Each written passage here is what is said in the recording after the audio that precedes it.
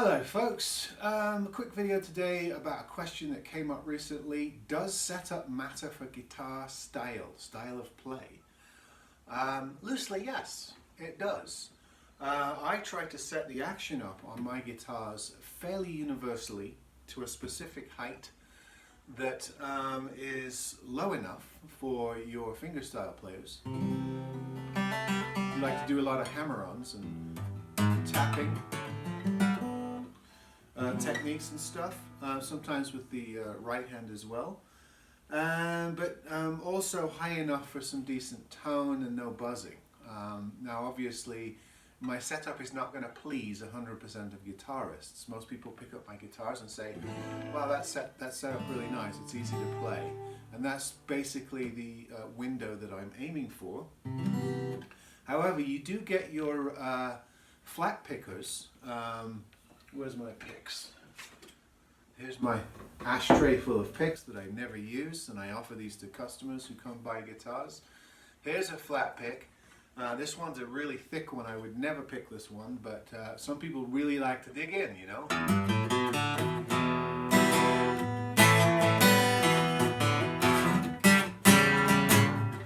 And to dig in and really get underneath the strings, you want a slightly higher action, and of course that gives you more tone, more volume and a specific tone that's common to flat pickers, particularly blues and country players. Often like slightly higher action, and then some people like a higher action so that their guitar can be also accommodate a slide of some sort. So there is a lot of play between types or techniques of guitar players as to what the action should be. You can't know who you're selling a guitar to. I would say that it's about 75–80% that want a nice, easy to press string height, and then the other 20% are split between somebody who wants something with some substantial string height, so you can really dig in and play hard. Some people come in here and they scare me the way they play these guitars. They just absolutely hammer on them, and they're going for a more aggressive attack on the guitar with a pick usually. So they want something that can handle that. And then there's some people that just want guitars to play like electric guitars. They want them to be so low so they can do stuff like this.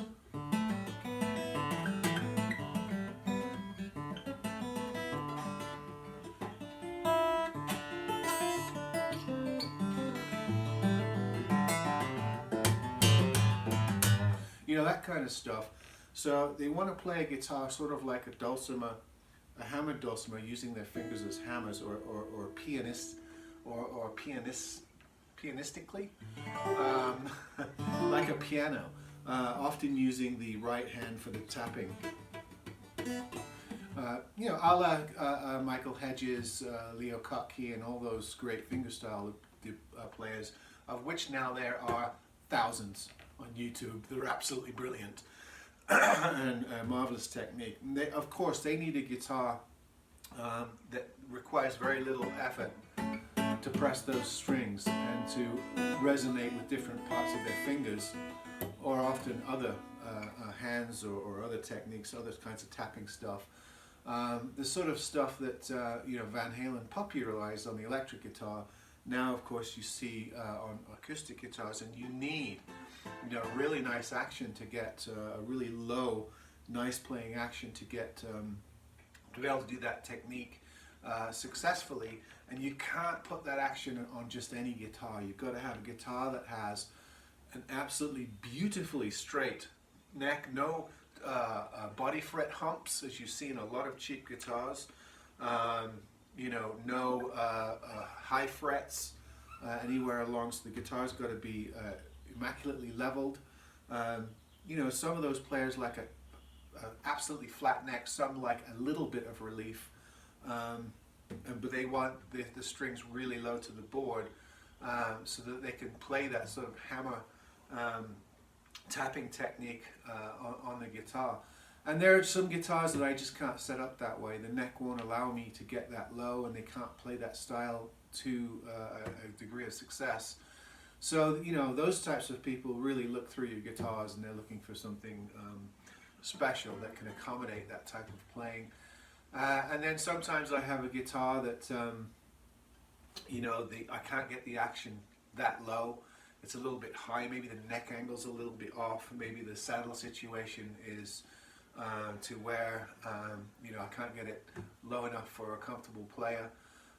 And some blues or country player will walk in here and go, oh, that's perfect, you know, and they'll just slam it with a flat pick. Or even I saw one bloke playing with I think it was a dime. I thought he was going to break the guitar. He was really aggressive with it. You know, I felt for sure he was going to break strings. But the guitar survived and he bought it, so that worked out.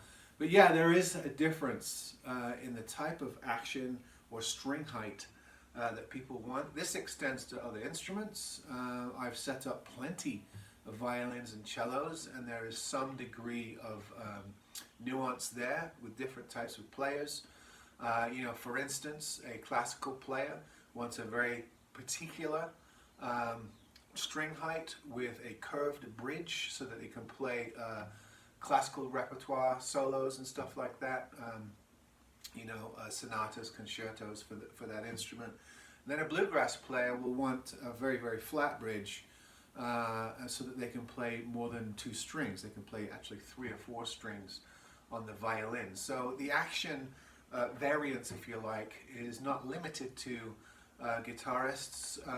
It actually exists for all string instruments. And there are people that play instruments differently and have different techniques, come from different backgrounds. You know, for instance, you know, the last time I sold a lute, I had a very classically trained person come to look at it and playing sort of Renaissance material, John Dowland, galliards and things like that. And then I had an oud player that came in and absolutely wailed on the thing, playing Arabic scales and what have you. They both liked the instrument, but they had a completely unique and different approach to it. So as a luthier or a guitar tech, you should be aware of those things, but obviously you can't change the action for everybody that comes in. So you try to put something in the middle, perhaps catering a little bit towards the more comfortable, lower setting. Somebody can always raise a saddle with a shim. So it's possible for somebody to buy a guitar and raise the action if they like, and somebody can always lower the action by taking some meat off the bottom of the saddle if the neck can accommodate that. So guitars are adjustable. It's just a lot of work to do. So you have to sort of find a median setting that appeals to most people, and then just be able to work with people that have more particular wishes. Anyway, you probably know all this stuff. Some of you might find that helpful, and we'll see you next time.